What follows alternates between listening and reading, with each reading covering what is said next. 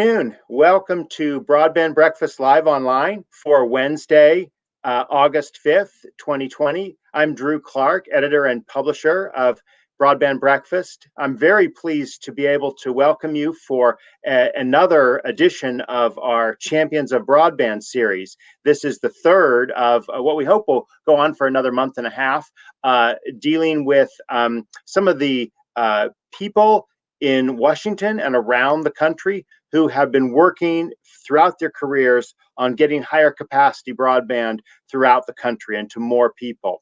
I'm particularly pleased that we'll be joined momentarily by former Commissioner Mignon Clyburn of the Federal Communications Commission. Commissioner Clyburn has had a very illustrative, very distinguished career in broadband, in communications, and we'll be talking throughout the next hour with her about some of those issues that she's been involved with. But before, I wanted to just make sure every one of you who are watching are also familiar with Broadband Breakfast's digital infrastructure investment. This conference will begin on Monday at 1 p.m. It's a 6-hour conference. We're going to break it up with lots of interactive activities, polls, questionnaires. We have a keynote speech from CityFiber CEO Greg Mesh, who will be talking about the wholesale access model that CityFiber has pioneered in the United Kingdom. And we've got 4 panels on last mile access, on some of the financing, the infrastructure investment funds, other financing sources that are available to broadband providers and communities that want to be doing broadband, and finally discussing shared infrastructure for the wireless future that is part and parcel of getting fiber in more places, getting high capacity broadband in all those places. So if you haven't heard or aren't familiar yet with digital infrastructure investment, please go to broadbandbreakfast.com and just click on digital infrastructure investment. You do need to register to attend, unlike our Broadband Breakfast Live Online every Wednesday at noon, where you can just hop on Broadband Breakfast and watch us. You have to register to get a code to sign in and be part.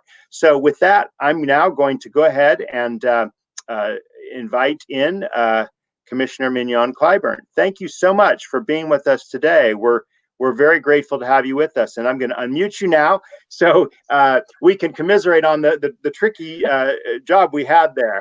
So. Well, thank you very much for having me. We had a couple of technical glitches, but hopefully, if people see me moving around, it's because one of us didn't charge our phone last night, and the internet went kaplooey. and so, but we will get it done. We will get it done. It's good to be here, though. Well, and thank you, Commissioner. You know, in fact, I have my own little broadband snafu story. I'm not where I expected to be this morning. I was hoping to be at my new home. We've just moved into a new home in Great Falls. I was hoping to be there to be able to say I'm welcoming you live from my home, but broadband is not yet connected, and wireless devices don't cut it. They simply won't cut it, at least for the connection I had. So, you know, we run into this and we take it for granted. And part of what we've been talking about during this since the pandemic, and that's what caused us to start this Broadband Breakfast Live Online, is we've been talking about the role that broadband plays in bringing us together and keeping us connected. And you've been just one of the key champions of universal broadband connectivity, Commissioner Clyburn. So let me actually start with that question for you, if I may. What is universal connectivity to you? Why is it essential?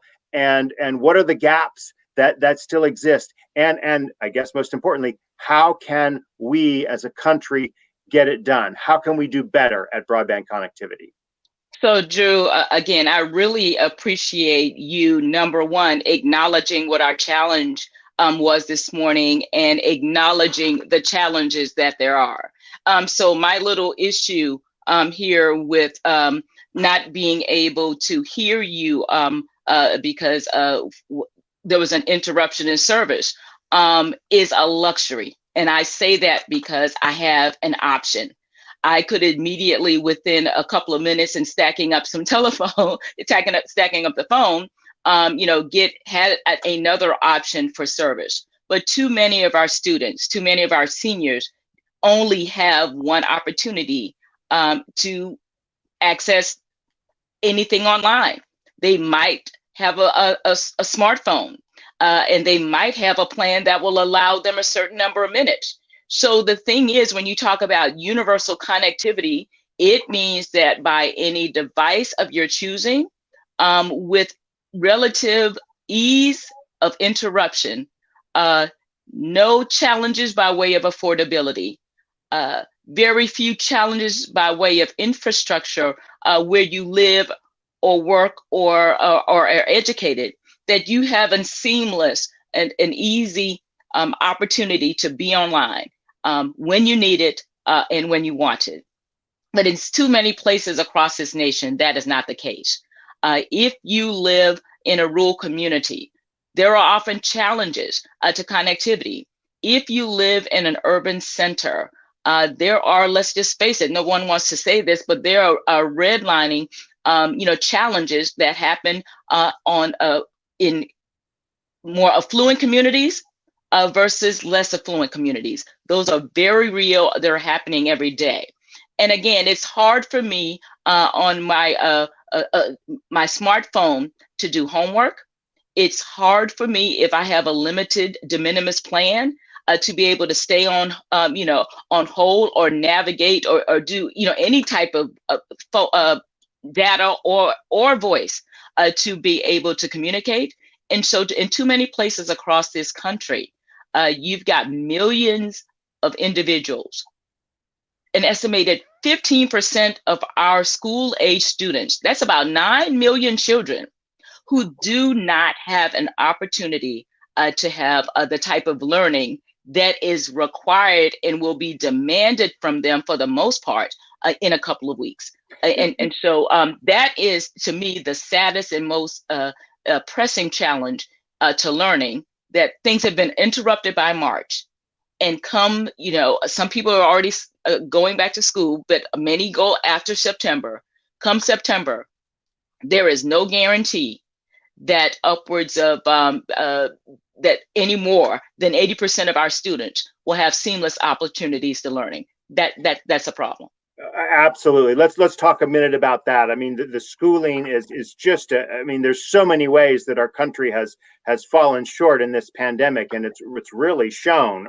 But one area that we're kind of dealing with and wrestling with now, and it's personal for me and for many of us, that where we've been told or planning for kids to go back to school. In fact, in Fairfax County, we were planning on the 2-day-a-week learning, and that was just changed like a week ago, right? And now we're talking just online, and you've just put your finger on how many people are not going to be able to do education at all because of connectivity. What are some of the immediate things that can be done? What ways can the government, the federal government, or the, I guess I should say, the executive level, or the FCC, what are some specific things? Let's just deal with the connectivity issue, the connectivity gap, the homework gap.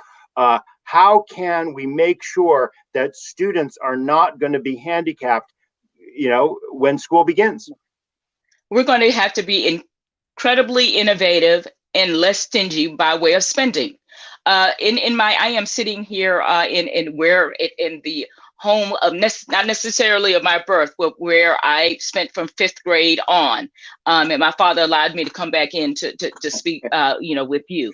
And what the fact of the matter is, in South Carolina, is there are deployments of school buses that are acting as these hotspots, where individuals can at least in a sort of a daisy chain fashion maybe have the opportunity, to be connected. You are right now, the Office of Regulatory Staff in the Superintendent of Education, they were speaking to our General Assembly, who is going to use some of that COVID money that is coming down the pike, to ensure that students have devices, because that is an issue. Hardware is an issue, right, as well as a means, for connectivity. We're walking and chewing at the same time. We're building and shoring up infrastructure that is both permanent and temporary. At the same time, which is a very expensive proposition, by the way, but is a very necessary one if there is going to be seamless learning. All we have seen in other school districts across this country that have tried to go back, I can't remember what state it was, upwards of over 200 people between students and faculty and teachers tested positive within the first couple of days. Yeah. There are still, challenges of not only by way of learning, but by way of our health and safety. And so we are really going to have to, no matter what happens, Drew, we're really going to have a series of backstops.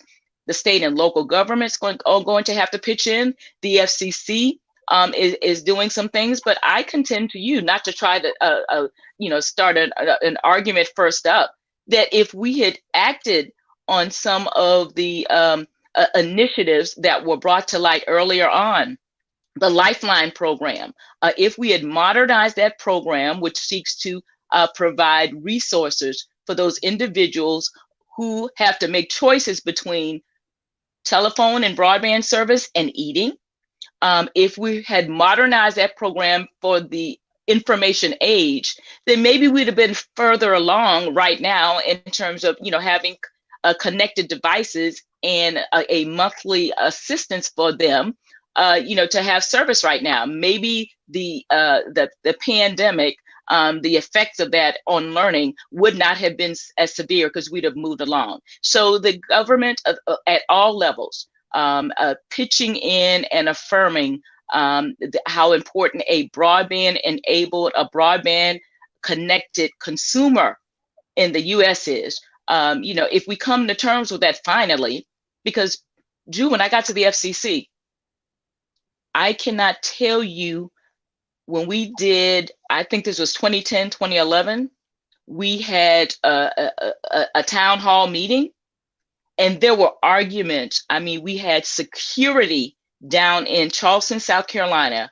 and people were screaming at me about not using their federal money to allow children to be able to play video games. Now, those same people should be screaming because now we lost a lot of time and a lot of opportunities, because if we didn't have those arguments back then, and still there were people a couple of years ago saying, we don't need to do that because there are libraries, there are hotspots. Right. Newsflash, the library's been closed since March. Yeah. Newsflash. Yeah. There, and so I am trying to put forth to you and to whomever is listening or viewing, we have to be proactive, preemptive. We cannot wait until a crisis to fix things. And now we are fixing things on the fly, and it's absolutely not efficient. It's absolutely, we're triaging, and you and I both know when you triage, it's expensive. And it does not truly cure the patient. It puts the patient in a more stable footing, not an ideal footing. And that's what we're doing, and that's a shame. So let's talk a little bit about the Universal Service Fund and Lifeline, of course, which is a part of it. And there have been many changes about different components of the Universal Service Fund in your time at the FCC, as well as in the last year or so since.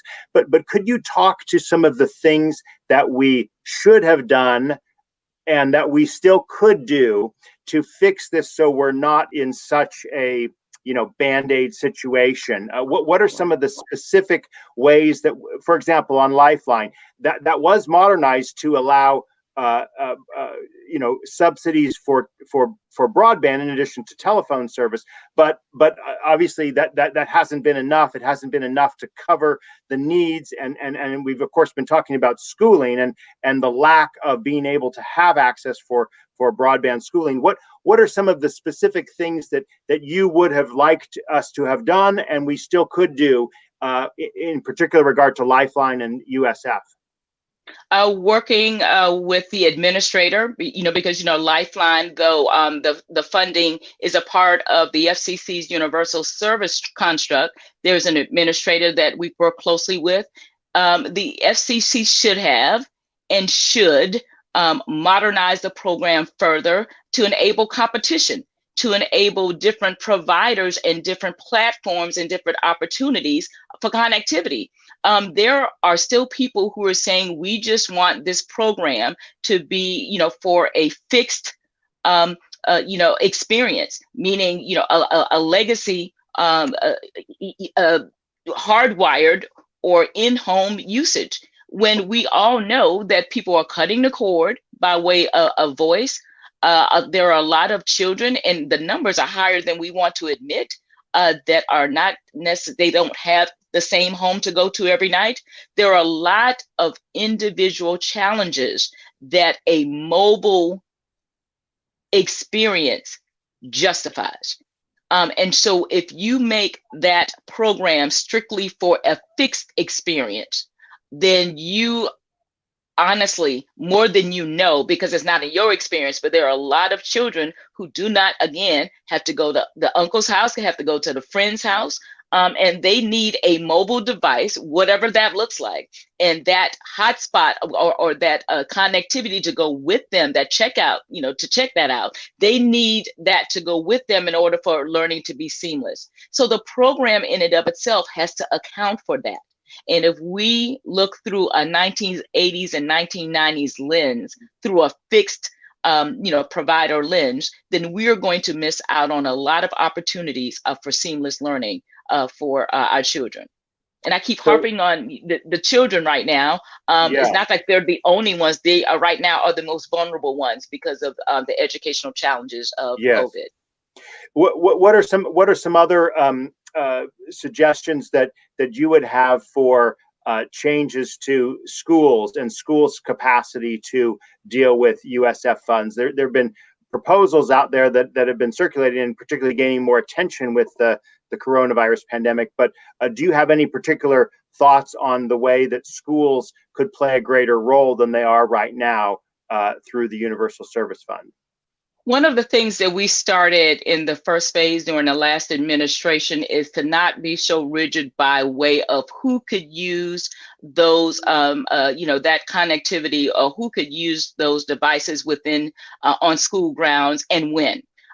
Once upon a time, not so long ago, after the bell rang for dismissal, you didn't have access to those computers. We saw fit to open that up to when the learning experience, if there's aftercare, or if there are others in the community who could benefit from that connectivity, we said we should not be so rigid, because when you're educating someone, you're not just educating the kid. Ideally, you're educating the whole house, who would be your partner in educating the children. So a lot of dexterity there. I mentioned the, checking out the hotspot options.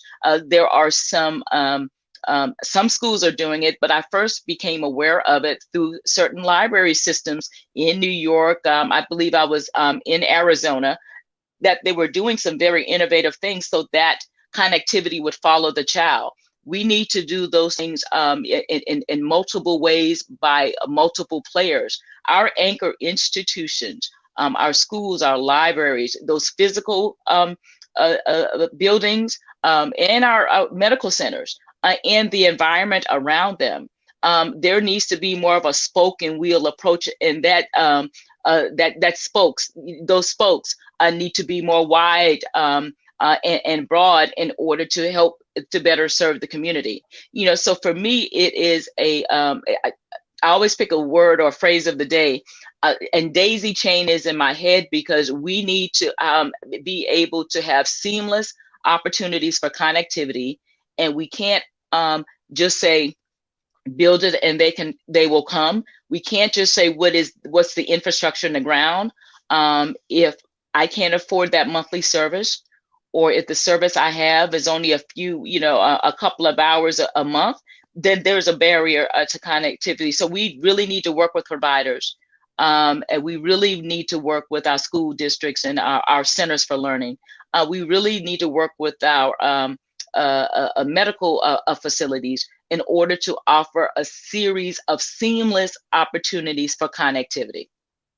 Now, thank you very much, Commissioner Clyburn. Now, you've had such a distinguished career at the FCC, and there were many phases of it, right? So you came in and served as a commissioner, and then when President Obama was reelected. You were named acting chair for 5.5 months, and then you went on to continue as a commissioner and in the majority. And then, of course, when 2016 happened, you stayed on at the commission. This time in the minority. Now you stayed soon after Chairman Pai took over. You gave him a chance, but we do have a story that I sent you where you expressed you basically said he's not putting consumers first, and you highlighted reversing rules on business data services, inmate calling rates, broadband privacy rules, and communication resellers participating in the Universal Service Fund's Lifeline program. I just wanted to know if you had any additional assessment in the last 2.5 years as to how the commission has been doing and where you think it's gone wrong.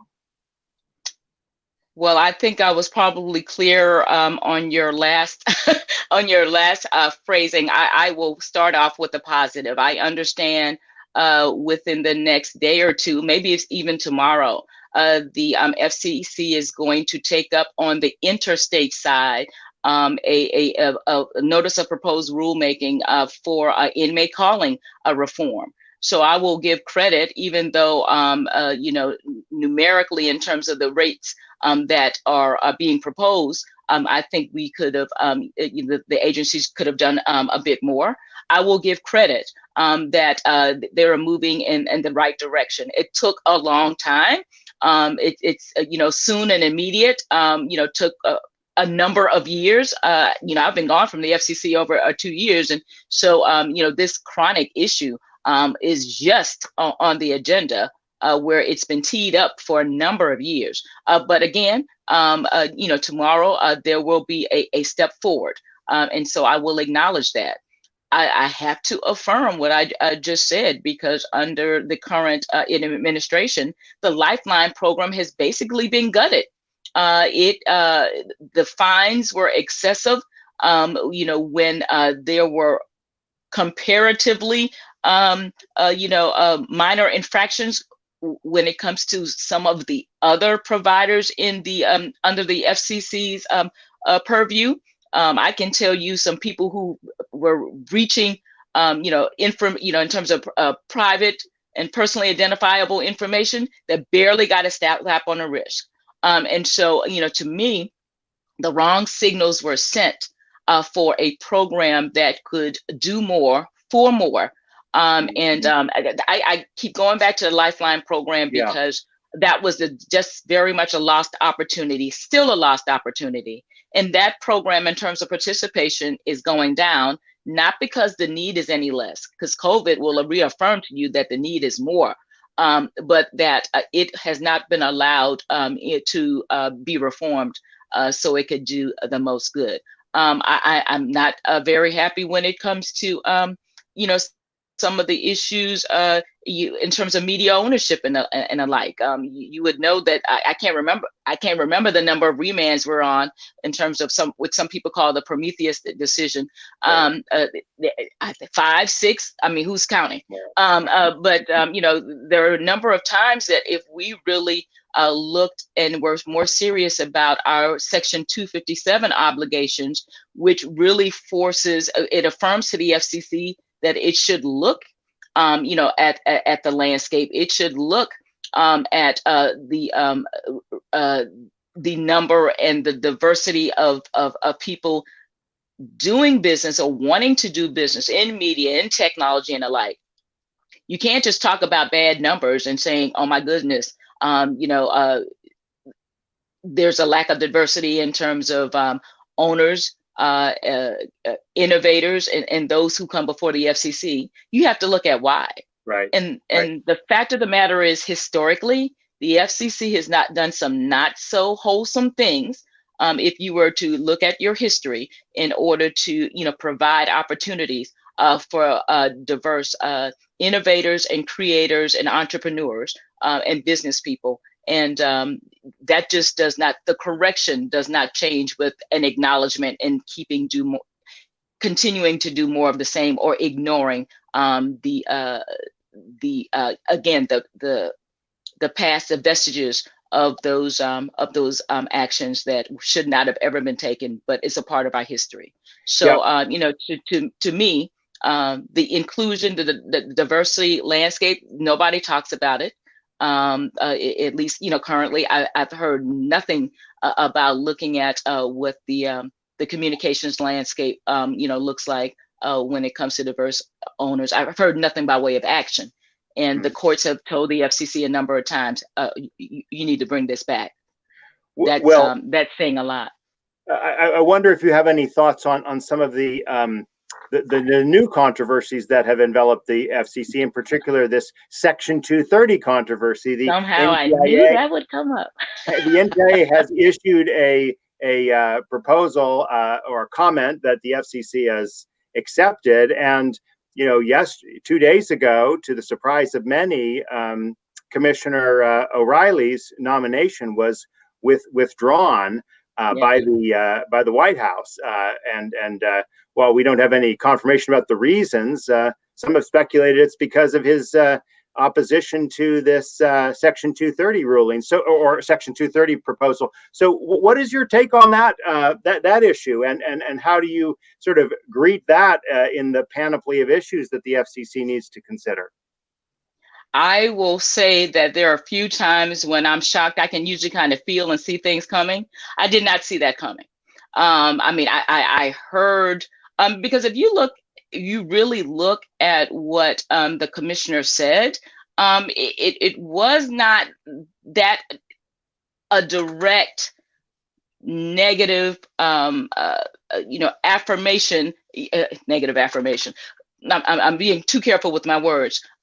He was careful with his words, because when I looked at exactly what he said, it seemed to be implying that that more liberal bodies seem to pick and choose when things were applicable. I thought he said point blank that he was not making a negative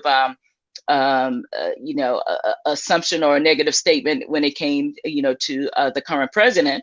But it's very interesting. Number one, you've got jurisdiction where you have jurisdiction, and those who are smarter than me can read between the lines in terms of what I said. When it comes to Section 230, which is a hot topic, we have to be mindful of a couple of things. People on either side of the quote unquote argument, they have a tendency to downplay one side and the other. So Section 230 does provide certain levels of protections when it comes to those social media platforms and what may or may not be said over them, but it also provides those platforms with the opportunities to pull back, to make notations, to basically flag when something is harmful or inaccurate. Right. And so I don't know what the answer is, other than the balance and the obligations and who has what authority, should be made more clear. But and those, like the FCC, I don't think it does. Well, that was exactly my question. Yeah. You don't think it has any authority in this matter? I don't. And it is a little hard to see where it comes from. But there are some. But if you want to play politics and have a hearing and do what you need to do to maintain whatever your equilibrium is, look, there might be for the rest of us some benefits of having discussions, but who can make a decision when and how? I think it's clear. Well, Commissioner, some might make the argument, though, that a lot of these media ownership issues fall in a similar bucket. That is to say, does the FCC have that authority and jurisdiction to, put its foot on the table and say we want to have this level of coverage or of localism? I'm sure you'll disagree, but I'd love to hear your take on that issue in light of what we've just been talking about on Section 230. There has been a lot by way of evolutionary, progress when it comes to these platforms. Many of them now own studios. The business are not, one-dimensional anymore. when it comes to the state. They are part of larger groups. But here is what has not changed when it comes to those terrestrial or over the air or legacy station owners in those signals. Those are public airways, and they come with obligations and responsibilities. And until or unless that changes, which I don't see how that could possibly change, there are obligations that come with it. Now we can, debate on what levels they are, but again, these are the public airwaves. Just because your platform or your portfolio, meaning the owner of these stations, just because that has changed does not mean that your obligation to the public has changed. And so, that part is very clear to me. I think it's clearly written, inside the bowels of the Communications Act. This is not a regulatory free zone, and you should not expect that. And right. I hope the FCC does not guarantee that, because it would be wrong. Well, thank you for that, Commissioner. And as you may have heard, that there is an election that's happening this year in November. It's about 90 days or 89 days. Who's counting? So tell me a little bit about what we can expect from the next administration, whoever is the president. There was a lot of talk.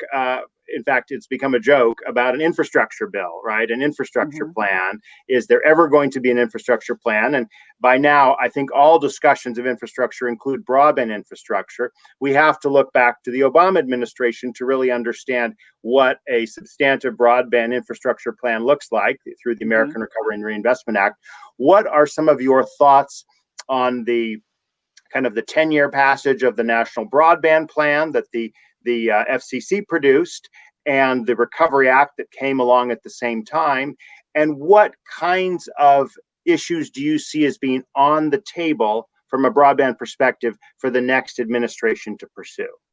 So I will answer that sort of 3/4 away, through your question, and try to go in either in the two directions.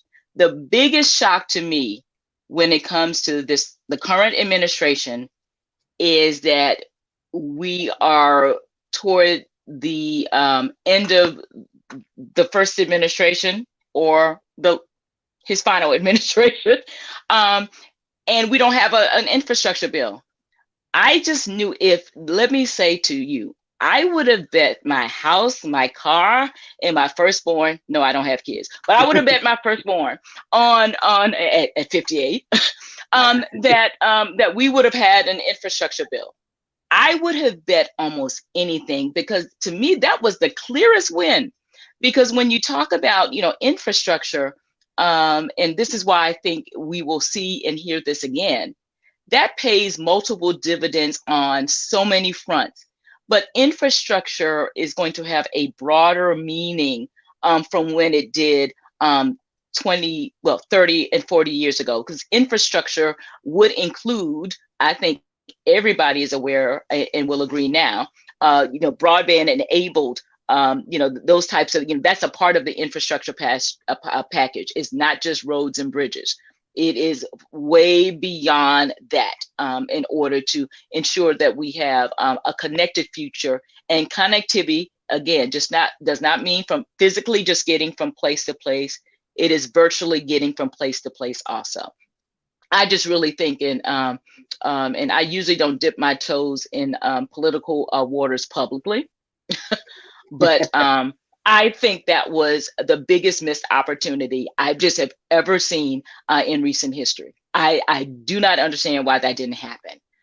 Do I think it will happen? Yes, I do. Because of just what I said. Because of what it brings and stimulates. It puts people back to work. It addresses the current needs, meaning the infrastructure. We've got roads and bridges that are crumbling, and we've got broadband deserts in this nation. And so that could be a win-win that will be a substantial, yes, but a meaningful down payment for our future. So I would be shocked if that wasn't. I've been shocked before, but Right. I would be, I would be really disappointed if that doesn't happen within, the next 12 to 13 months. I just don't see where the friction would be, political friction would be. And there are all the economic incentives. Now, I answer that too long to say, you mentioned the The National National Broadband Broadband Plan. All of my brain cells are not fried. When I first got to the FCC in '09,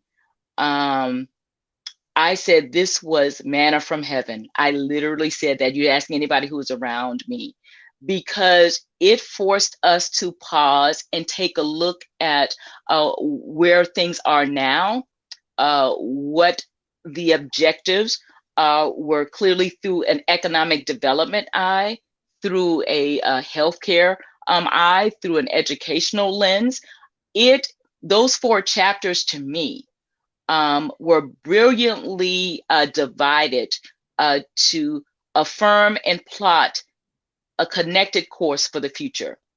It mandated, in essence, universal service reform, which to me was the key to unleashing all of the opportunities and the discussions we're having now.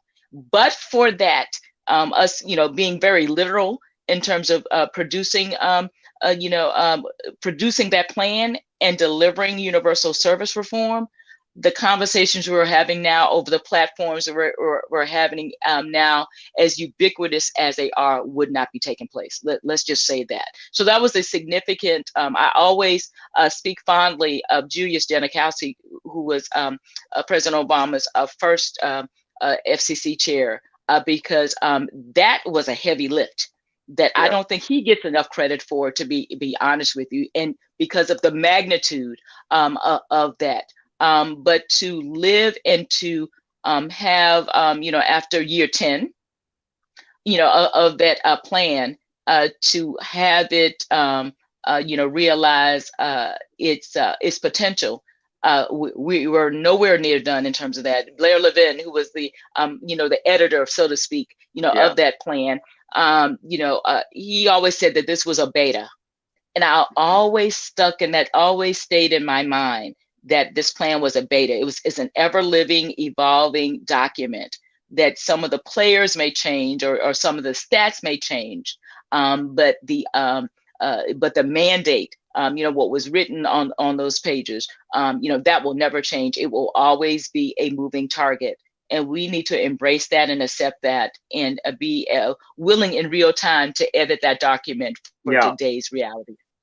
Now, I don't want to finish up on this yet, but your discussion of Chairman Janikowski forces me to kind of pipe in with the observation that, it's interesting, because the chairmen or chairwomen of the FCC don't always kind of match, even if they're in the same party. And so, just taking, for example, Chairman Janikowski and Chairman Wheeler, they took very different approaches to net neutrality. Chairman Janikowski came along with an approach to net neutrality that would have kept it within, Title I information service. Obviously, there were some court decisions in the interim. Chairman Wheeler came forward with, actually, he started with that approach, but came out with a Title II common carrier approach, which, of course, became very political and very partisan. And now this issue is very divided between the parties. So, Chairman Clyburn, how can we resolve this issue? What is the solution? Is Congress ever going to weigh in on net neutrality? Are we going to have a political ping pong where, if we have a Democrat, if Joe Biden is elected and a new FCC chairman is named, and they promise to go chairwoman. Back. Go ahead, chairwoman. Or chairwoman. All right. I'm not politics. I'm just let's make it gender neutral. Very good. Very good. So what is your approach to the way the net neutrality issue gets resolved from administration to administration? I really think, and I know that the chair of the FCC is going to be a reflection in many ways as whoever is sitting in the White House, whoever appoints that person. So it should not surprise anyone if there is a shift in November, that there will likely be a shift by way of emphasis and a shift by way of interpretation of next steps when it comes to open internet principles or net neutrality. I did vote in favor of our first the first launch of, even though I did have my doubts. I did. I was wholly embracing of a Title II approach because I thought it was clean, clear. It got upheld, by the way, and it provided the levels of protections and certainty, high levels of certainty needed for the information age. One of my refrains, and I knew I was right when I saw something circulated not so long after the last 2015, the repeal. I forgot what year, 2015, 17. It was a very odd year. One of the things that that I noted was a certain lawmaker did pen a potential a bill that addressed this, what I'm about to say right now, without clear Title II authority when it comes to telecommunication services. My question and my challenge to any of those who are celebrating now is, how do you really provide for a broadband-enabled future, and on what authority will you rest that? Because if you do not have, if the internet is an information service and you don't have clear authority there, tell me how we can continue to fund under the Universal Service Connect America program a broadband-enabled, construct. I say someone will be real savvy that might not have gotten, a bid or their proposal affirmed. That there's a possibility if somebody could say, I challenge this because I don't think the FCC has the authority to do this. And our whole universal broadband-enabled construct will be, I think, vulnerable. And so we can play, a tug of war or WWF when it comes to, what you believe and not. But the fact of the matter is, under a Title II scenario that provides clarity when it comes to your information, that provides the levels of protection that I can enumerate that others who follow this know. Right now, who protects me in real time? Please do not tell me the Federal Trade Commission, wonderful people over there, but now you have to wait till I'm harmed in order for them to come in real time while I'm while I am online. Who protects me? And I say there's no one with any teeth that does. Right. Well, and another issue that falls along the Lifeline example you gave is pole attachments, right? How do you have a regime that enables a competitive carrier to get access if it's not in the Title II section of the Communications Act? That's my position. Yes. Chairman Clyburn, if Joe Biden were elected president and he called you up and said, "I'd like you to be chairwoman of the Federal Communications Commission," what are the first three things that you're going to do? Number one, I'll answer the call because that would only be proper.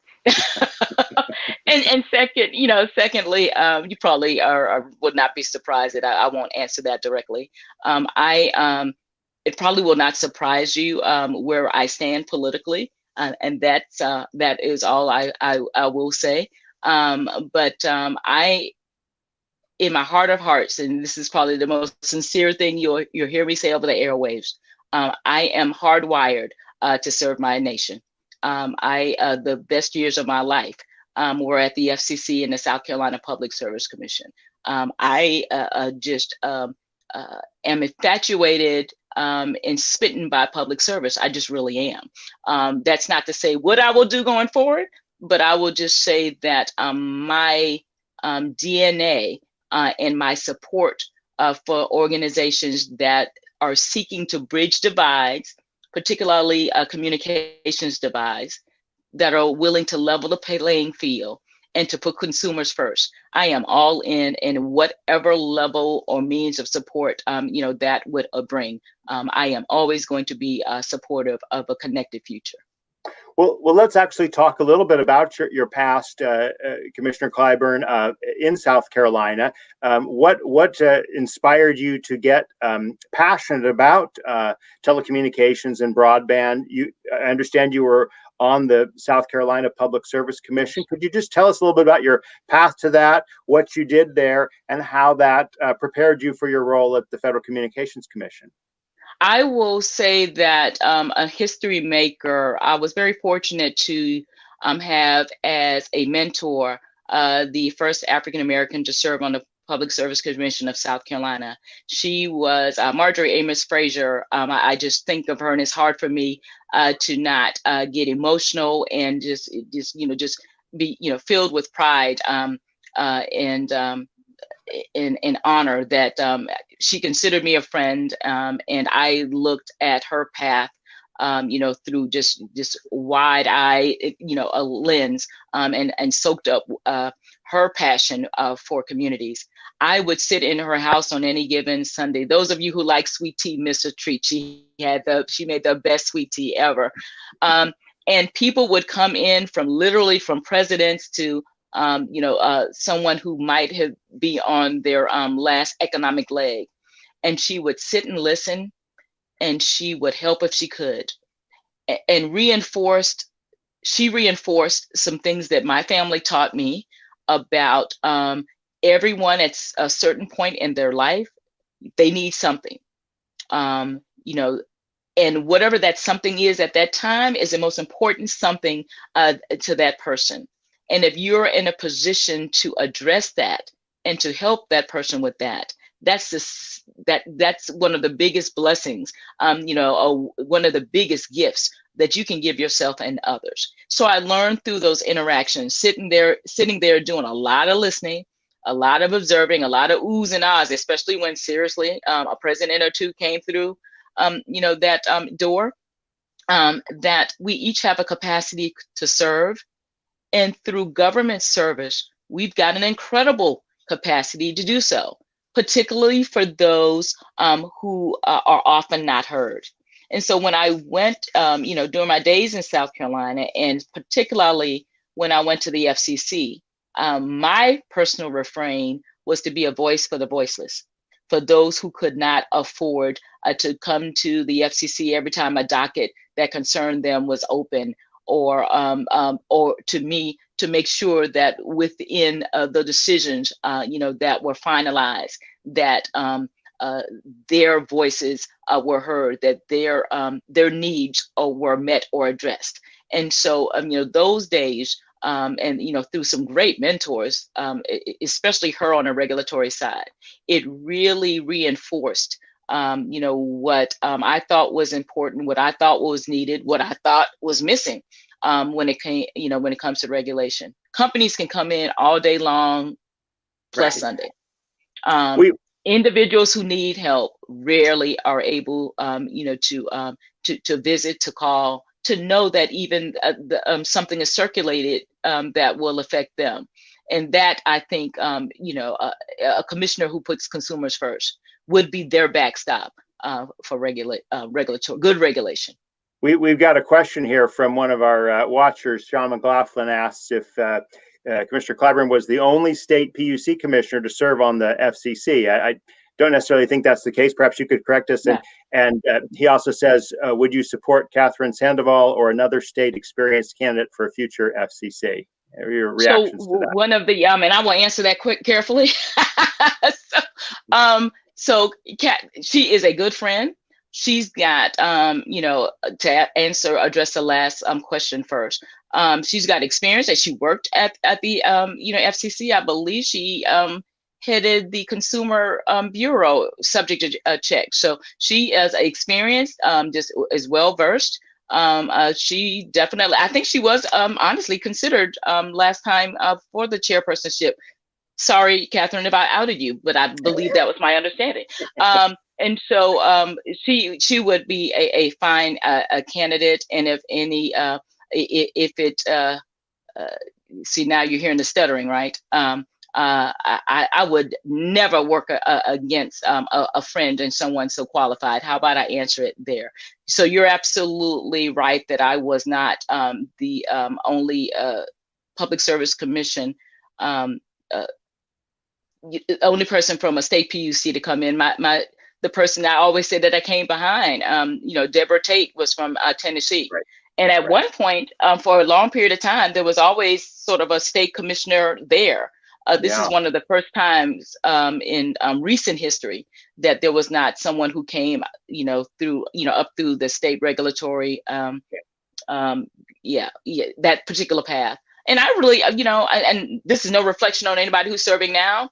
I think it was a positive to have a state presence, to be able to work with those state commissioners, where we have a partnership, by the way, a federal joint board, so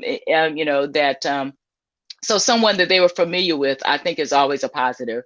But short of that, someone with those sensitivities, of course, is a must.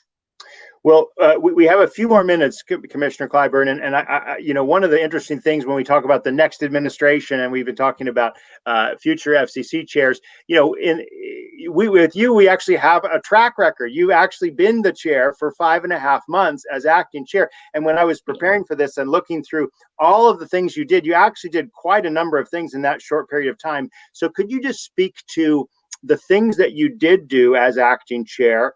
And what is the difference in the role of the chair and a commissioner in terms of really being able to get something done? And I don't know if you could take any one of the things you did as an example. I'm sure our listeners would love to hear that, Commissioner. So one of the things that I really am proud of, and for those who are less than wonky, it's hard for me to distill this, but there was a situation with small wireless carriers called it was the lack of interoperability in a lower 700 megahertz space. Okay, that's the wonky part. But what that means in real language, because I'm not an attorney, is that there were dozens of small providers in mostly rural states who, that if their customers were to, left the area, if they were to come up to Fairfax or Washington, they might not have service. They would not have the ability to roam over those, networks.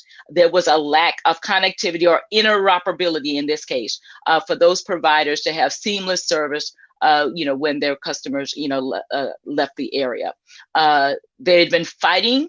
There was a conflict and a lack of an agreement for more than 5 years. And during the course of my 5.5 months, in a matter of weeks, the team that we assembled brought everybody in a room. It was a very interesting, and there needed to be a referee a couple of times.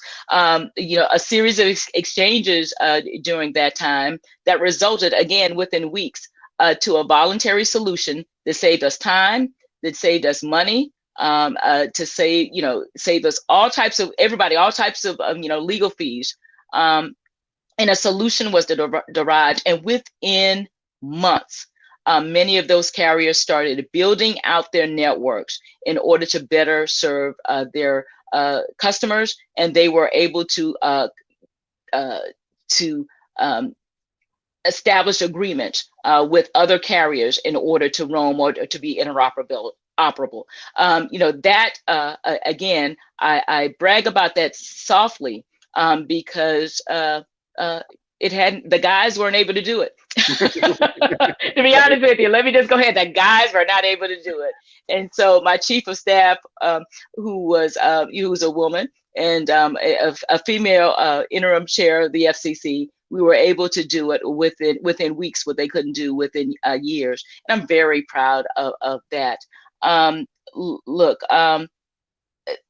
That was a significant time for me in a number of ways. Let me be, showing my personal side a little bit. When I came up to Washington, and honestly, when I was sworn in South Carolina, there were a lot of people who doubted my abilities. Most people are attorneys that come into these roles, not necessarily in South Carolina, but definitely in Washington.